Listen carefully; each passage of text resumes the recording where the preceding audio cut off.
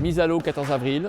Ensuite, 15 jours de navigation technique à Lorient pour préparer les traversées de l'Atlantique qui auront lieu au mois de mai. On part début mai de Lorient, direction la Guadeloupe. Première traversée en faux solitaire. Pour moi, je vais naviguer avec 4 personnes avec moi. Arrivé en Guadeloupe au bout d'une semaine de traversée. On reste sur place une dizaine de jours et on repart vers le 20 mai, vers l'Europe, en s'arrêtant aux Açores pour débarquer l'équipage qui sera avec moi à bord pour s'entraîner. Et je terminerai entre les Açores et Lorient en solitaire pour faire ma qualification pour la route du Rhum. Donc une arrivée à Lorient fin mai.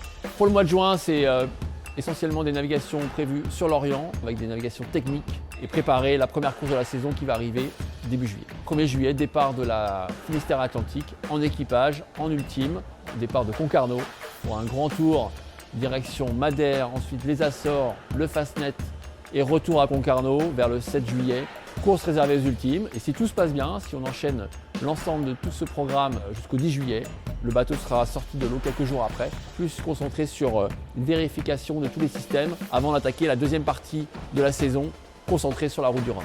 Donc remise à l'eau du bateau début septembre ici à Lorient et là on va enchaîner des navigations sur Lorient et surtout 2 stages d'entraînement à Port-la-Forêt avec d'autres ultimes dans un mode faux solitaire en vue de la route du Rhum. Donc une présence à Saint-Malo pour le 24 octobre prochain et un départ de la route du Rhum le 6 novembre prochain pour un temps de course autour de 6 à 7 jours. Le record est de 7 jours et une douzaine d'heures je crois.